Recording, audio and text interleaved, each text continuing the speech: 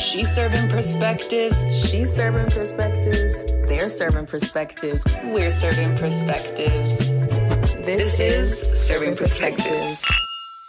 Hi, I'm Dominique. And I'm Keyana. And this is Serving Perspectives. Welcome to the friendship episode. Now, let's get into it. This is episode number 1 of our podcast. Yes. And we have been friends for...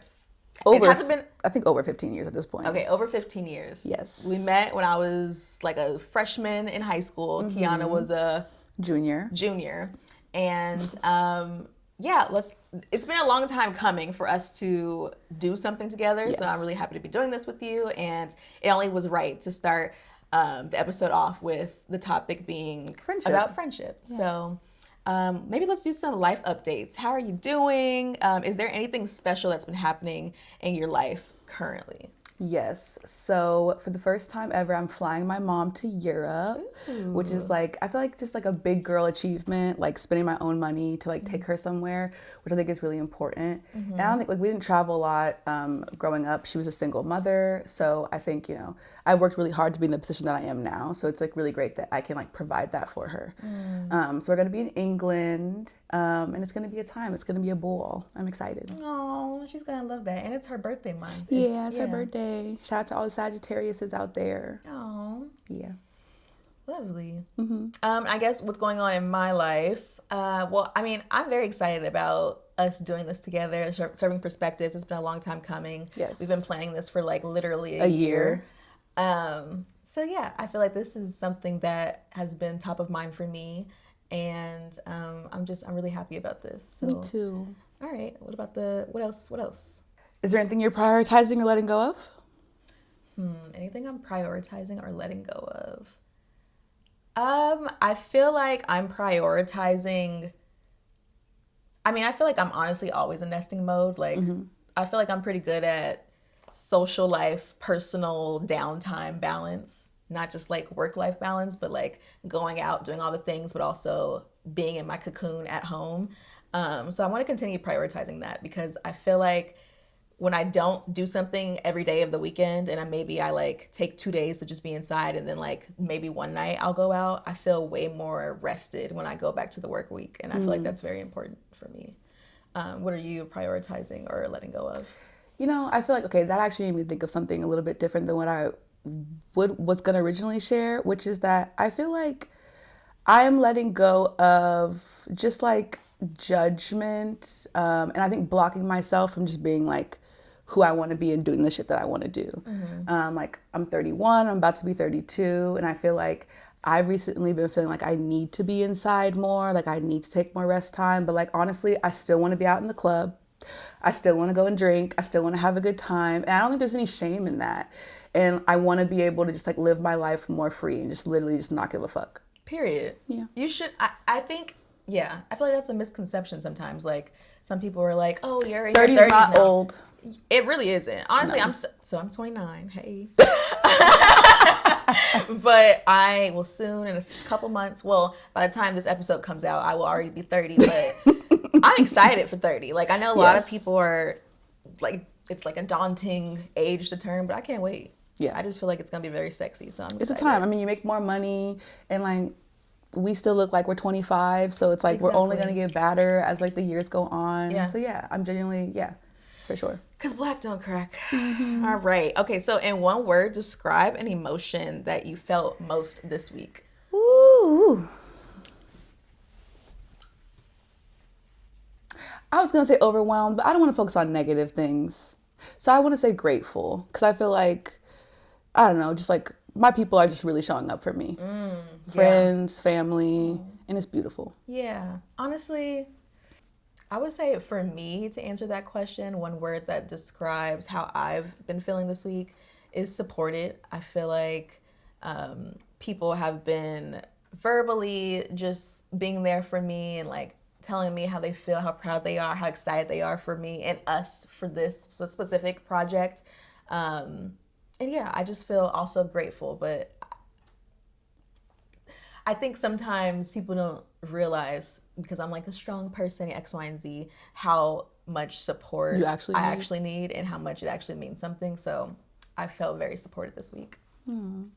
Okay, well, let's get into our next segment, which will be a little mini debate for today's episode. So every episode, we're going to pull out a random topic from a jar. And in the jar will be different questions that are related to the theme of the episode. And then we're going to debate whatever that topic is. So now I'm going to pick a question that we're going to be debating. All right. Okay, this is a good one.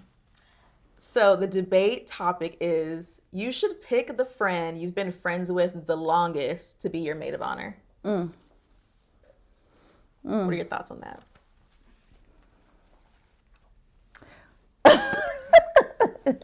Well, I don't get myself in trouble, but let me think. Okay, no, I don't think you should choose the friend that you've been longest with to be your maid of honor. For starters, I feel like life is a journey and you meet people at different points in your life. And I think also you have certain friends that just kind of mean different things to you and you have a different like dynamic and relationship with each other. Right. And so, yeah, I don't necessarily think it means that it needs to be your friend that you've had the longest. Also, like sometimes the friend that you've had the longest is actually the friend that you communicate the least with, that sometimes knows the least about you in that moment, because maybe there's someone in closer proximity to you that you have a closer bond with. Yeah, I just think it's very much depends. Sometimes though, like when I think about when I do get married, I don't know, sometimes I'm like, maybe I just cop out and like have my cousin be my maid of honor, because it just makes it easier. And then I feel like people don't take it as personal that they weren't chosen. It's like, well, it's family. And then it's just like easier, to like get through that. But yeah, I think that's my and the viewpoint. good thing for you in that case is you don't have any sisters, so it's not like you have a sister that would be like, why didn't you pick me? Right. Although I do have really close other girl cousins that may be like, you chose her over me, but I don't think they really care that much. And I don't even think they want that responsibility. Yeah. Okay. What about you? Ooh, see, I actually think about this often. And so I don't agree that you have to choose the friend that you've been friends with the longest to be your maid of honor. For me, how I see it is, you pick the person who you feel like when it's your wedding, you're already going to be stressed out by a bunch of other things. You pick the person who you know will take that stress away from you. Like, I don't want to I want you to get what I'm thinking before I even need to tell you. Or, when I do tell you, it might be scrambled, but you still get what I'm saying. You know how to delegate, visually and aesthetically, my vibe. Like, I can 100% trust that you'll get it right. That's kind of who I think you should pick. I mean, it's basically a job. Yeah. It's absolutely a job. Yeah. And that's a good point. Like, you might have a really, really, really good friend, like, that's like your day one, but like, maybe she's not a planner. Or maybe she's not a good gift giver. Yeah. Maybe, you know what I mean? And I feel like that should absolutely be taken into account. And also some people don't really, or maybe they don't understand your vibe. They don't understand your aesthetic. Because like, I'd be damned if you play my Bachelorette and I walk up in there and it's trash. Because I will be mad. And I think that I can see on one side, people were like, well, you should be thankful and grateful that people did something for you. I'm sorry. Fuck that. It's my wedding. Like, this is the day that matters. If you drop the ball anytime, it should not be this time. I'm so sorry. And that's a lot of pressure. And I want the person that I nominate to be that person. I need them to be able to qualified hold for the pressure role, too. Yeah. And also know that, like, I love you at the end of the day. But, I actually, it's a huge honor, truly. But I don't want, like, my other friends to be mad at it. And I've even thought about, well, what if I have a committee? What if I have the lead maid of honor, but then I have like the people that I also would have considered help and still feel like they're a part of it. I just don't want roles to get confused. They are the maid of honor. I mean, because the bridesmaid should be helping out too. I agree. And also, I think that there are other ways to honor your close friends through your wedding. So like, I feel like, for example, like doing your, what do you call the person that like does your... The wedding planner? Not the wedding. Absolutely not. I wouldn't give someone that role. Describe it. Like the person the enunciator? No, that's not it either. The person that marries you? Yes, the person that marries you. We'll just call it that because I don't know the name of it right now. It's not enunciator because that's, whatever, it doesn't matter. The but the person that marries you, like that would be such an honor. Like if you came to me and you were yeah. like, could you marry me and my partner? I'd be like, Yeah. absolutely. So you know what I mean? I like And that. it's very touching. Yeah. And maybe it can go to someone who, maybe that is the friend, like, you know, who you've known the longest, or the friend who has like really seen you and your partner together, right? Because I think sometimes you have best friends that don't even know your partner like that, right? And then maybe you give the maid of honor to that person that you like genuinely just very much trust. Yeah. And I also think just because you have a maid of honor doesn't mean that you don't fuck with the rest of your bridal party, or you don't love them as much. Not at all. But yeah. Yeah. Okay, cool. Well, but if I'm never not a maid of honor in my life, I will definitely be a little bit pressed. That's all I gotta say. I feel that because again, it is really an honor. Mm-hmm. Okay, well, we know where we both stand on that topic, and now we're gonna slide into a little segment that we're calling Burning Perspectives, because we're both very opinionated and we have a lot of things to speak on. So this is the part of the show where we'll each take 30 seconds to give our hot take or point of view on the topic of friendship. And you know what? Let's start with you, Key. Okay. So I saw this clip recently on social media, and this girl was basically talking about like how men find it annoying that women like, oh, like I hate all men. And she basically was describing why a lot of women say that they don't like all men. She basically like put it onto a spectrum and was kind of like showcasing and telling you and identifying why like the men on the spectrum kind of suck unless you're like this specific type of man. This is all getting to a place here. And so basically what she talks about though, you're still a shitty man if you aren't holding the men around you accountable.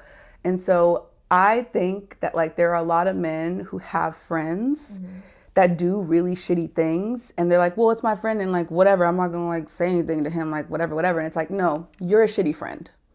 You should be holding your friends accountable. Like your friend doing like creep shit at parties to women and they feel uncomfortable and you just being like, oh, like whatever, you're a bad person. Like not a bad person, but you know, you're not being a good friend. I think like being a friend is holding people accountable. And not only that, just like, I think, what's a good word I'm trying to look for, but like invigorate your friend to like be a better person or like to see the world differently. Maybe try to like understand how like their actions aren't acceptable. Yeah.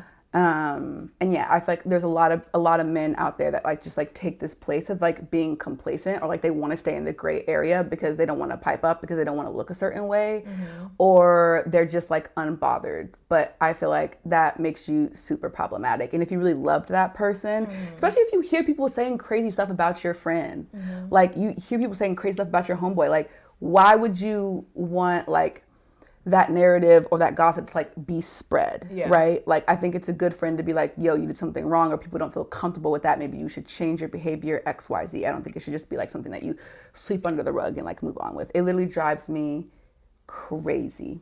Drives me crazy. And I love men, and I love to have friends who are men. And yeah, but I'm just like, I don't know. It's just weird sometimes. But yeah, that's what I've been thinking about. No, I think that you made a lot of good points on that topic. Okay.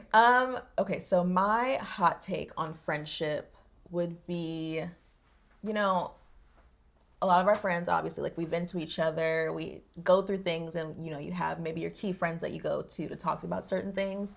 And my hot take is just that, and I feel like, so sometimes I feel like I could be a good therapist, and sometimes I have the desire to want to be a therapist, but then other times I'm like, I think I would get tired of it because I could only have certain patients or clients, whatever you want to call them, that like, the point I'm trying to get to is friends who come to you with the same issue and you give them really sound advice or like feedback on like next steps, whatever, and you're still gracious with them, but the same friends that come to you with the same problem but don't actually do anything about the problems, and they just keep on bringing up the same thing. I think it's okay for you to draw a line and be like, okay, friend, I've already given you all of the sound information that I can share with you. At this point, now it's taking up a little bit too much of my mental capacity, and now it's starting to frustrate me. Especially when like, and maybe it's a situation where your friend is like going through a hard time, and like you love them very much, you don't want them to be going through that, and you're like, okay, but if you just cut this person out, or if you just, you know, X, Y, and Z, you would feel a little bit better.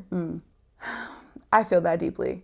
But at the same time, I also read something that was like, apparently when you kind of obsess over something and you're speaking it out, it actually helps you move through it better. Okay. Yeah. And like you heal through it and you'll be able to like at some point be able to like cut that cord.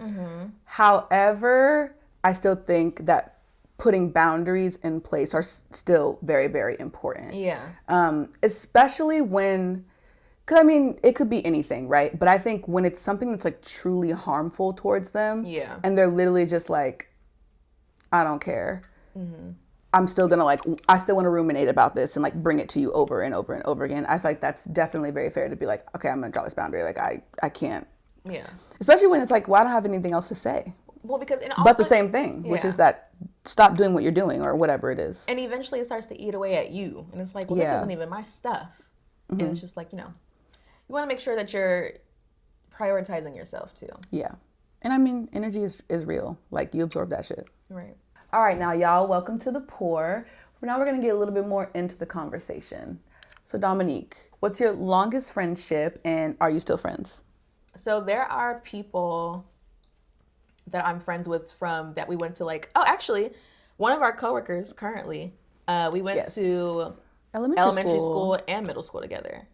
So, I mean, we're not necessarily like besties, but I don't know if that counts as someone that you've known for a really long amount of time. And it's crazy because we're now on the East Coast, but we went to school in California together. So that's kind of wild. But actual like we're close friendship that's been the longest. Well, I met you in freshman year. So actually, I would say you and any other friends that I met that same year. In high school? In high school. Yeah. Which actually I'm not super close with a lot of high school people, but yeah, you were probably, I forget. After 10 years, I feel like I stopped counting, but I know we've been friends for a little bit more than 15 years or something like that, but I would say that. But what about you? What's your longest friendship? I mean, I met you when you were 14 and you're about to be 30, so. Damn. Okay, so what's the longest friendship for you, and are you still friends? Yeah, I met one of my best friends in the 6th grade. So yeah, and we're still friends. So it's been a minute. That's Hi, beautiful. Nicole. Yeah. Because a lot of people don't have friendships for that long. I feel like actually the older I get, the less I hear about people who have been friends with someone for such a long period of time. And I feel like we talked about this, that some people don't know what a good friend is, which we'll talk about later. Yeah. Which I think, kind of leads them to more like fleeting relationships. Right. It becomes a cycle. Yeah. But I feel like I've actually been very blessed to like have really close friends that I've known for a really long time. Yeah. Yeah. I could say the same. Do you have any close friends who haven't met your parents? Yes. And actually, we kind of got into a tiff about this. A friend of mine, she's never met my mom. And love you, Dad, but, my mom was a single mother. She primarily raised me.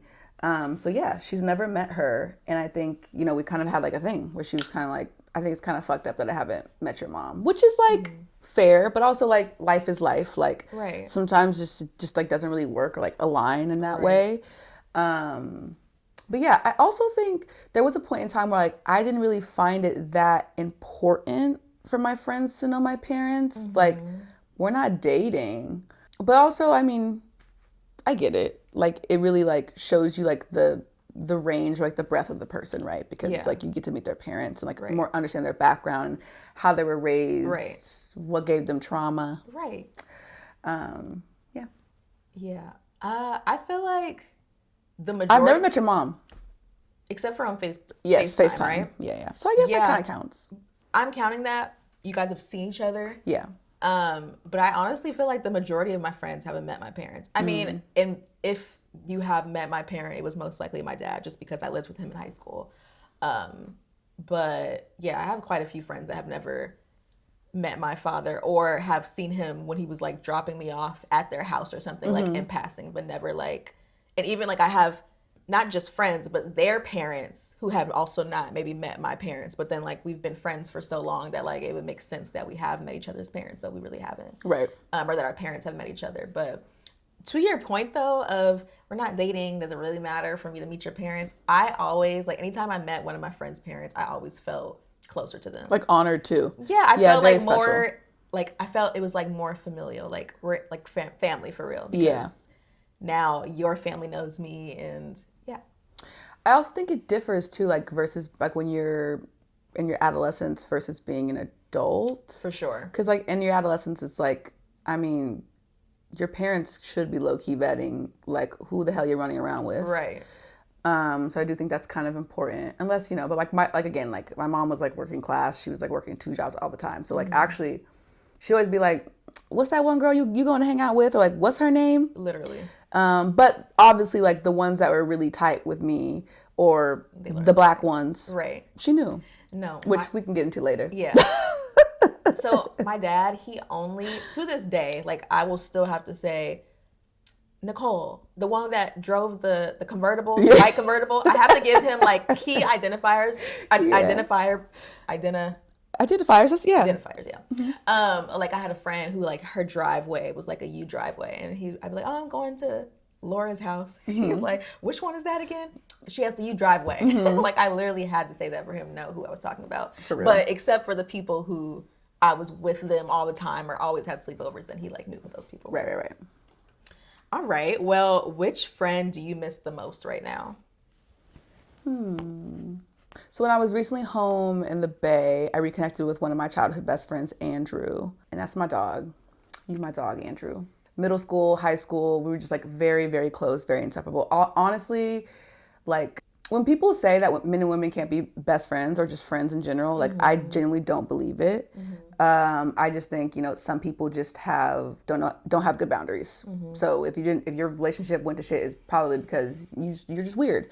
But like, no, yeah, I miss him a lot because growing up in the East Bay, which is where I'm from, Dominique went to high school there, so she can attest to this. But the neighborhood that we grew up in was very white.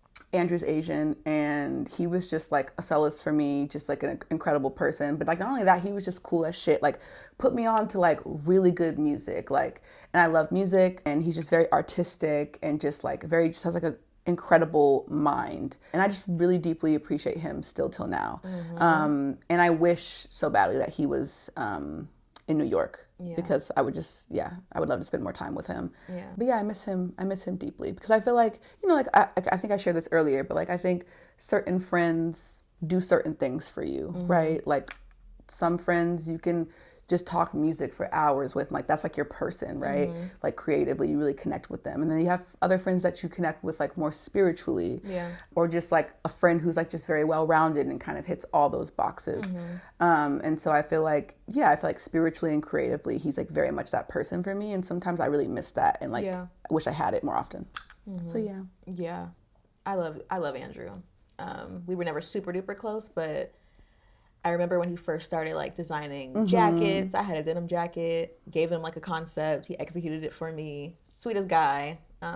Always had like amazing down to earth, just kind energy, and people like that really matter. So yeah, I feel you. He's special. Which friend do I miss the most right now? I have 2 friends that I miss very much right now. One, my friend Jessica, who she just had her 4th baby. What month? We're in December now, so didn't she deliver on Thanksgiving? Yeah, so she in November. I miss her. Like I just, you know, she has a newborn. I want to be there to like meet the baby, be there to also care for her, because she's very much, she wanted to be a OBGYN, then she wanted to be into like midwifery and stuff, which is kind of like the path that she's been on. So like I want to be able to like care for her in the way that she would for other women who had just given birth or were pregnant. So very much miss her. It's been, I think, a year since I saw her. And I love friendships where it doesn't matter how long it's been, but like the connection is still there regardless. Exactly. Then my other friend that I miss very much is Shar, who I went to college with. She was my college roommate. She lives in LA. I just haven't seen her since like, I don't know. The wedding. Yeah, when she had the wedding, which was like 2021, right before I moved to New York. Yeah. Damn. What do you look for in a forever friend? So you definitely have friends that are like more high maintenance, where like maybe you need to talk to them a lot or like check in on them always, or always have plans for them on the calendar. I think honestly, the majority of my friendships are low maintenance relationships. Not to say that you shouldn't still actively make plans with your friends or check in on your friends or have calls with your friends, but I feel like a forever friend with me is someone who doesn't get offended if maybe we don't talk for a whole month, Right. or if I miss your call a couple times or whatever, or if I take a couple days to respond back to you, you're not offended, even though I try not to do that. Every now and then you need, like, sometimes I get overwhelmed with text messages or just overwhelmed. Yeah. Like oftentimes I'll reach out to someone and be like, I'm thinking about you, because I genuinely am thinking about them, and I text them in that moment because I'm genuinely thinking about them. But in my like body at that moment, that doesn't necessarily mean that like I'm ready to like have a full conversation. Right. I just want them to know that I'm thinking about them. Yeah. But a forever friend, so like semi low maintenance, like not someone who's gonna be upset if I don't talk to them all the time, or like always we have plans. Someone who's reliable. Like if you say that you're gonna do something for me, or we decide that something's gonna happen, like you follow through. Someone who is loyal. Loyalty is a big thing for me. And that's also because that's how I show up as a friend. And I feel like how I show up as a friend is pretty similarly how I like for friends to show up for me. Yeah. Loyalty is a big one. And someone who really tries to understand me. I realized recently a trigger for me is like the fear of being misunderstood.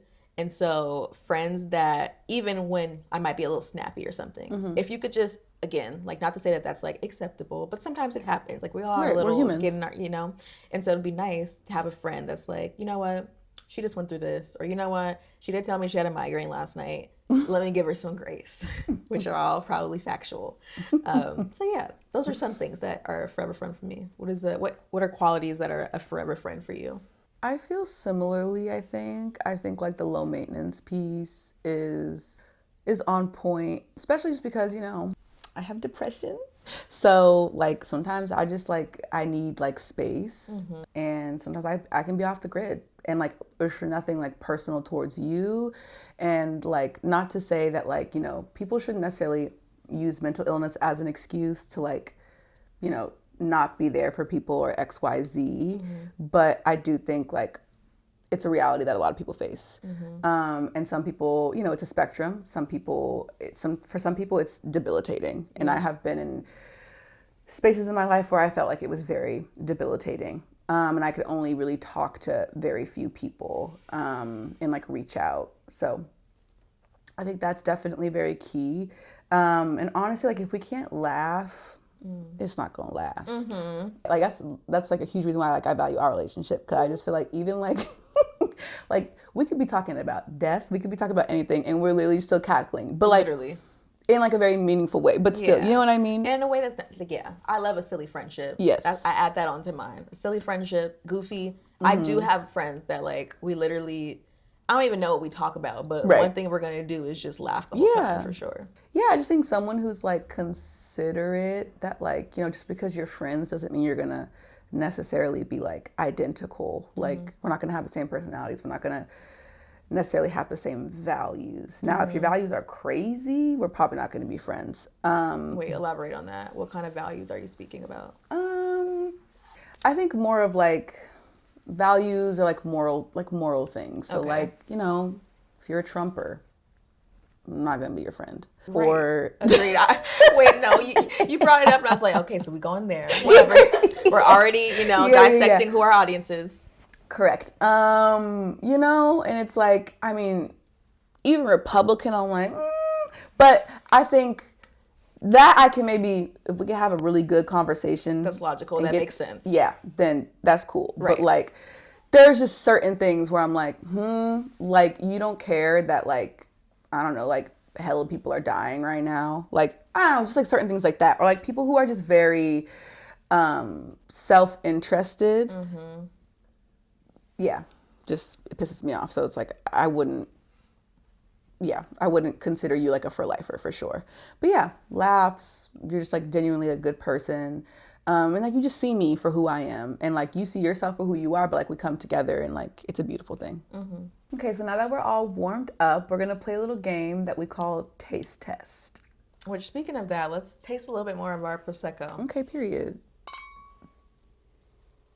With this game, basically, we have a bunch of different categories that we're going to rank from a scale to 1 to 10 on just basically how much we fuck with it. And then we have another section where we're doing between choices. Okay, so 1 is we don't like it, Correct. 10 is we love it. Okay. Yes, exactly. All right, so starting with the first one. From a scale to 1 to 10, how much do you care about your friend texting you back quickly and always answering their phone? 9. I just appreciate the response rate, the quickness. I know that if I really need help, you're there to respond back instantly, whatever it is. I appreciate that. What about you? How do you rank it? I'm going to rank it like a 7.2 because I just think it's very situational and contextual. Like, if I'm traveling the world, you know, and I'm on WhatsApp or I'm not even on my phone and I don't respond to you and you're having a huff and puff because I didn't respond to you. You know what I mean? There's like certain things. Or like if I'm at work and you're texting me at work and you're getting mad at me because I'm not responding to you quick enough, but I'm working, that's a little annoying. Well, wait a second. I answered it as the friend to me. They text me back quickly and they answer the phone back quickly. And I'm saying it goes both ways. Is basically what I'm trying to say. And also, I feel like for the most part with most of my friends, like, if I were to text you something like, oh my God, I'm devastated, and that was it, and you didn't respond to me, then I'd be a little bit offended. Right. But I know that you would respond to me probably immediately or whenever, as soon as you see the text. However, there's certain things where I'm like, haha, LOL. look at this clip of whatever the fuck on TikTok. Yeah. Like, that's okay. If you don't respond to me for 2 days, like, I would be fine. Right. Okay. Yeah. I think that's fair. Yeah. I definitely appreciate a friend that, like, I appreciate the friends where I know you're up late, you're up early. If I text you, like 90% response rate. Okay. How would you scale from 1 to 10 welcoming new friendships later on in life? Yeah. I love new friends. Same. I don't know about like, you know, you being like the closest thing ever to me. Right. But I mean, we're constantly always growing as people, entering different phases of our lives. And yeah, I think it's great to like welcome in new people. Yeah. And like, you know, even at like our current job, but like, you know, I've become really good friends with like people that are a lot younger than me. And like, that's also really fun, like to have like intergenerational friendships with people in like an appropriate way. You know what I mean? 10 out of 10 recommend. So I also agree that it's a 10. And I would say being able to make new friendships later on in life is a skill. And it's a good skill to have because the ability to be able to like be friends with anyone or like make really, really strong friendships that like maybe are even of the same level of someone that you've met when you were in high school is really beautiful. Right. I mean, I just met a friend, I don't know, I think it's been 3 years now, and I was just at her wedding 2 weeks ago. Right. And it was beautiful. And like, I was emotional as if, well, not the same if you got married, but I was emotional. I was like, oh my gosh. Like, I remember when she was literally single. So meaning I've known her longer than her now husband has known her. But I love new friendships. And honestly, I enjoy going to places by myself because it's actually easier for me to make new friends versus when I go with like friends. But I feel like since moving from California to New York, New Jersey, because technically I live in Jersey City, y'all, but I still commute to New York City, so I claim it all. I don't care. I'm all the way from New York or from California. It's New York, whatever. But yeah, I meet people all the time, and I love it, and it's great. Yeah. All right. What about having multiple best friends? Let me see what I want to rank this. And wait a minute. Let's like make it clear. What exactly are we ranking? Like ourselves having like your capacity to have multiple best friends, or how we feel about people having multiple best friends? That ranking strikes me as how I feel about my close friends having multiple best friends. That's how I'm answering it, at least. Okay. But if you want to answer it in Go ahead. the other way, because I just don't like it, honestly, if I'm being honest. So I guess I'll give it A 3. Yeah. And this is the reason why. Because it actually, okay, so it depends. If you have, to me, like more than 5 best friends, it's just too much. Like, who's really your best friend? And not that you have to only have one, but it's just like, to me, it gets to a point where everybody's just your best friend. Like, it's like, what are the qualifications, you know? And then it just, to me, it makes me feel like, whatever, hold on. I feel like I'm getting passionate and emotional about this.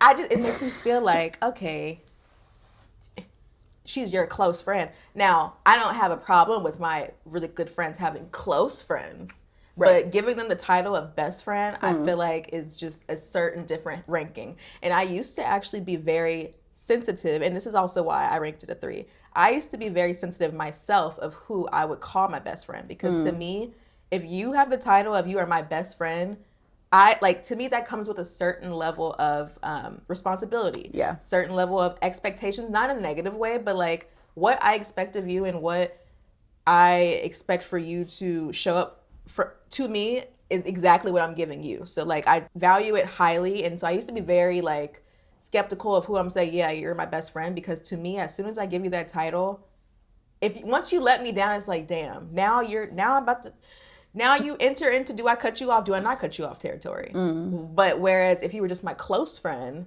then it's like, all right, shit happens. Not that it's not the same thing for a best friend, but it's just like, I see it. You doing a certain mistake that's like a big thing compared to someone that's just like my close friend. I take it more heavily. Okay. I guess I would say a 5, which really to me, I don't know. I'm almost indifferent, which is why maybe I want to give it a 5, because I think it's actually solely dependent on the person.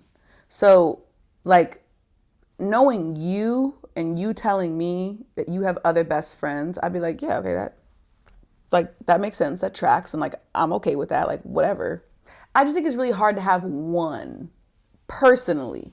I think it's genuinely really hard to only have one single best friend, unless you run life like that, where like you just truly only fuck with like a very small circle, which I also know is like a real thing. But like just throughout my life, I've always really existed in really big communities. And so yeah, I think when you spend a lot of time with someone, I think, and you really just genuinely love and value the person a lot, they can then become like your best friend. But I do think you made a lot of good points of like, well then damn, everybody can be your best friend. Like what's the criteria? I feel like maybe like saying that you have more than 5 best friends, maybe like more than like 6 best friends. I feel like that could be a +1. What's the difference between 5 and 6? Why 5, not 6? Or why 6, not 5? Okay. I don't know. I'm just thinking about like people. You have a lot of best friends. I will say that. I think I have 5.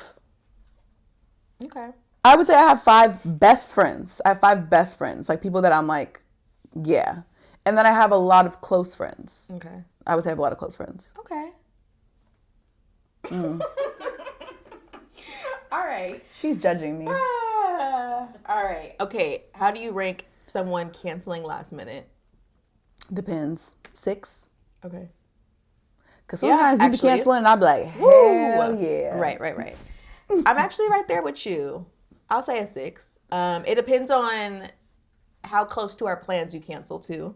Like if it's 30 minutes before and I've at this point, you don't know what I've gone through. You don't know how much I've had to prepare myself to even meet you and maybe didn't want to. And now you're telling me, oh, X, Y, and Z, whatever the reason is, then I'm pissed. But if it's just like, if it's like the day before, day of is a little, unless it's the morning time, day of is a little iffy. But I would say 6. Because a lot of the times I'm like, thank God, let's move it 2 months from now. Right. Also, I think it just hella depends on what the hell you're doing. Right. Like, and also just like how, I mean, it's a little selfish, but like how excited I am. You know what I mean? Right. Like if I am just so gung-ho to go see Wicked and and like you're not dying sick in your bed and you're just like, I just really don't want to go. Like honestly, that's going to really, really piss me off if you're canceling last minute. But like if we're just going to the fucking bar to just drink and you're like, I don't want to go, fine. Yeah. I'll stay in or I'll go on a walk or I'll hit up somebody else. Maybe they want to hang out with me instead. Like that's totally fine. What I really don't like though is like people who cancel last minute for trips. Even if it's like a short trip. or like A trip? That's crazy. like a weekender thing, or like whatever. Oh, I'm not, I probably won't talk to you. For a bit. Actually, I know a friend who, she and another friend were supposed to go to London.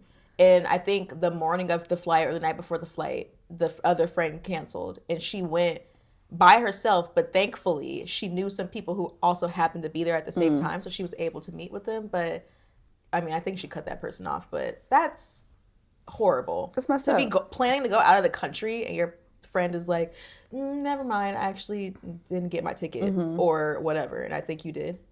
Or just like important things like that you have going on in your life, like even if it's not that big of a deal, like you have an art show or you're moving, or I don't freaking know, you want everyone to come over so you can show them your vinyl collection that you just finalized. I don't know, like it's just like little things that like show like your love and your consideration towards that person, you know. But like, shoot, if you want to cancel on me because you don't want to go to the party, it's fine. And honestly, I probably will cancel because I don't want to go to the party. You be canceling a lot on parties. If I don't have enough sleep, like I told you, I prioritize, and I think this is going to be a thing in my year 30. I need 2 days of the weekend to myself. So you got a Friday, a Saturday. Sunday is pushing it unless it's a day party. Now I'm a day party girl. Nighttime, I want to be at home. Yeah. All right, so how do you feel about friends talking behind your back? Okay, this might be a weird answer, but I feel like it kind of depends. Obviously don't prefer it. So, I mean, I guess on the ranking, I'd say like 3. Right. I think like if we're having a hard time and maybe I did something that hurt you and you want to talk shit to somebody else about it, Right. I genuinely think that's valid. Yeah. Like, what else are you supposed to do? Exactly. But if you're just like literally just slandering my name for no goddamn reason, or like you're just like being like, I don't like how she does that because this is this, just for the sake of like, I don't know, just like being gossipy, right? Then that feels very different, and it's kind of like, why are we friends? Exactly. Yeah, we're not friends anymore. For me, I would also give it a 3-4. I guess I'll give it 3. 4 is too close to 5, which is like indifference. Right. For me, 3, yeah, like you said, like sometimes you need to talk about a situation with your other friend, or someone that you can just talk about it with. I think once you start getting like disrespectful and you start slandering that person is when it becomes a no-no. Right. But you know, a little talking here and there that's like, you know, not harmful. I think it's fun. Or like if you're saying things, fun in not in a bad way. Yeah, fun in a way where it's like, you know, but like I'm telling Sophia or I'm telling whatever, Billy, unless it's a situation where it's like you've told me not to bring it up to anybody else, or it's something that is very sensitive to me, and I expect you as my friend to know that, right? And or like share it with someone else, right? Or like I expressed insecurity about that thing about myself. For me to know that you're talking about it with right? That's rude as fuck. It is like, but if it's something where like I have been like, yeah, I'm annoying sometimes. Like sometimes I'm too factual, or I'm too, I guess, PC about shit or whatever. And I'm aware of that. And some people don't have the capacity sometimes to hold that. If you want to vent about that to somebody else, whatever. Like, it genuinely doesn't affect me. Okay. What about telling your friend about your relationship, good or bad? Your intimate relationship. 1. So my point is like, I don't care to tell you the bad shit is what I'm trying to say. Yeah. So like, I give it a 1. Like, I will literally, you already know. Right. You know what I mean? Right. If I was in a relationship with someone and he did some trifling ass shit, I would have zero shame to come to you and tell you the things that he or she did or whatever the fuck. Yeah, I don't care. I think like it's healthy for people to have people in their lives that they feel safe with, where they can speak just freely, unfiltered, and express how someone extremely close and important in their life made them feel or hurt them or made them extremely happy. Like, honestly, tell me about the good sex you had. I don't fucking care. Like, all the above. You know what I mean? I'm not going to like, you know? And I feel like vice versa. I would like for my friend to be able to hold that space for me to hear all the good and all the bad. I mean, unless it's like truly, really inappropriate. Like, maybe I'm telling you things about my partner that my partner genuinely and very deeply would not want you to share with anyone else, then it's a little bit different. I agree. Yeah. I feel like I have the exact same ranking. I feel like you need to have your people that you go to talk about things even if it's your relationship. But again, this goes back to the people that you have chosen to be your forever friends. Like, do they match the qualifications that you said that you need? And if they do, then those are the people that you can share certain things with, and that you shouldn't feel like they're going to talk to other people about it or share it, X, Y, and Z. Yeah, I agree. I give it about maybe a 2, but it goes back to you sharing things that your partner is not okay with and that it's very like sensitive about. I don't think you should be sharing those things. Yes. But if it affects you and you need to vent about it, do it. Correct. Because that's what's healthy for you as the person. Yes. Okay, and so what about from a scale of 1 to 10, how do you feel about bonding time with your friend's partner? I think, for example, hypothetically, I think it's situational. Like, if my friend and I have, maybe I have a best friend and I have a new relationship and she's maybe feeling a little left out of like my personal time, and she wants to spend more time with me, and she's trying to figure out ways like, okay, what is he interested in? Maybe I could do certain things with you guys. For me, now for it to be in a regular thing, let me go out to dinner with your boyfriend or your whoever, I'm not down with that. But if it's like super like, random, it's like, how would you feel if I had a conversation with X, Y, and Z, your boyfriend, about this? Would you be okay with that? Sure. I mean, I'm kind of all for it, like in the sense of let's just see what happens. What's gonna happen? I mean, you guys are both gonna tell me something. Right. If anything bad were to happen, I'm gonna find out regardless. Right. And again, at that point, good riddance. And it's good. Exactly. It was supposed to happen. I was supposed to find out this way, but I don't have people in my life that I feel like I have to be skeptical of in that way. So I would be fine if my best friend was like, would you mind if I go to dinner with your boyfriend? Not all the time, but like randomly, sure, whatever. And then let's see what happens. And then you can fill me in later. Or even like, if my boyfriend is into fashion, and if I have a best friend who I do, who's also into fashion, and she's like, would you mind if like he picks some outfits out, or, like whatever, he's good at thrifting. Can we go thrifting together? And maybe I'm not available, or she genuinely wants to build a friendship with him. I kind of see it as a sentimental thing. Yeah. Because like, she's already my family. He's becoming more and more my family. I want you in my family. Like, I want everyone to be happy. Not in to the detriment of me or in my relationship, if it comes to that. But like, I don't feel weird about that happening, unless it was like starting to get weird, or like it was something that my friend wanted all the time. Then I'd be like, bitch, no. Right. Again, like maybe a 4, because like maybe a 3 actually. It's not an all the time thing. I think it would probably only be like situational or like occasional, and I'm assuming it would be for the benefit of my relationship with my friend. I mean, I guess because the way that you said it, I guess I feel the same. I also think there's like other considerations. Like if my friend and my boyfriend were friends prior to us getting together, like that's also very different. Although I do still think that you should be able to adapt your boundaries if that were the case too, even so. Definitely. But yeah, I just think sometimes I just feel a lot of FOMO. I feel like if my friend's like, oh, I want to like cook or go on a run with like your partner or whatever. Now, cooking for them is a little too intimate for me personally. But like going to dinner, cooking, like if my friend asked me, oh, like to cook for him? Would you mind if I spend some time with your boyfriend, and I'm just planning on cooking a meal, bitch, right. Already know. Cooking a meal, we can go to a restaurant, or I mean y'all can go to a restaurant. Cooking a meal? That's crazy. You're right. So start over. I agree. So you said you feel FOMO. FOMO, why? Oh, I don't know. I just want to be there. I want to be hanging out. Also, I feel like you're creating a close bond. I don't know. Like, why can't we create a close bond together? Like. But key. I know. I get it. I get what you're saying, but also like you're not left out because it's all about you anyways. That's a good point. There's no reason for your best friend to want to have a friendship with your boyfriend unless it's really comes back to the friendship they both, or the connection they both have with you. Yes. Now, if it's more than that, I'm working on, okay? If it's more than that, then that's a different situation. Yeah.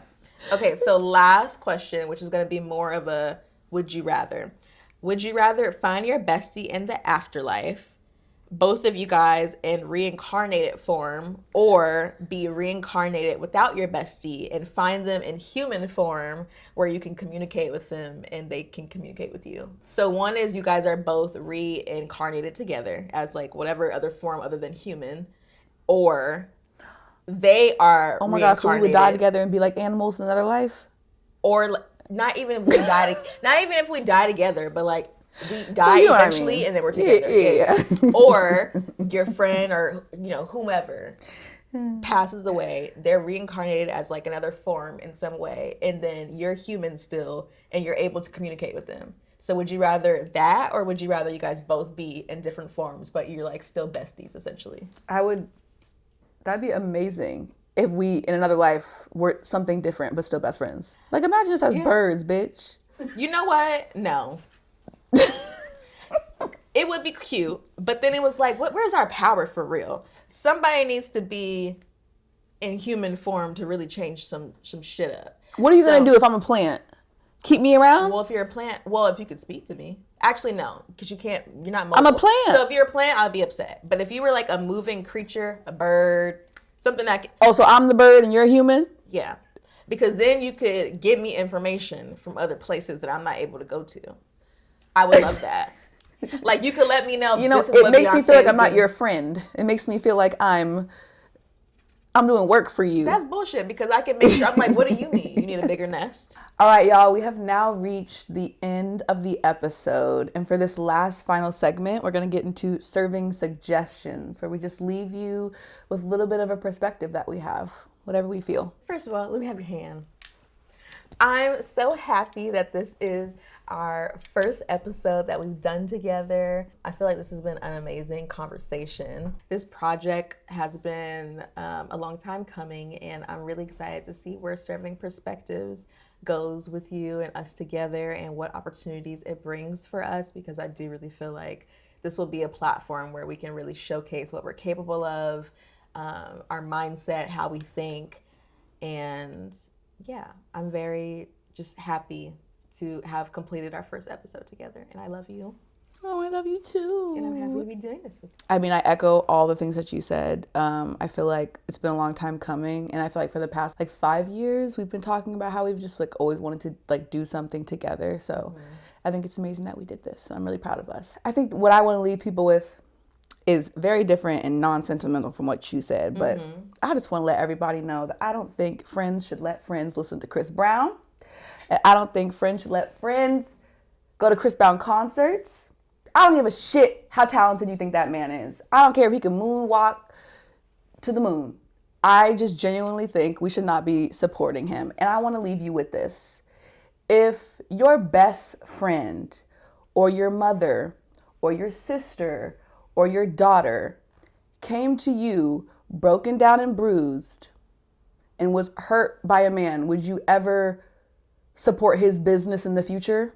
Probably fucking not. You probably want him to be persecuted, definitely held accountable for his actions. We're filming this right now at the height of his tour. And I mean, a part of the reason why we wanted to start this show was because we're giving ourselves a platform to speak up and speak out about the shit that we love, that we dislike, and that we have perspectives on. And I feel very strongly about that. I don't like that man. I hear you. I'm Dominique. And I'm Keyana. And this is Serving Perspectives. Bye. She's serving perspectives. She's serving perspectives. They're serving perspectives. We're serving perspectives. This is Serving Perspectives.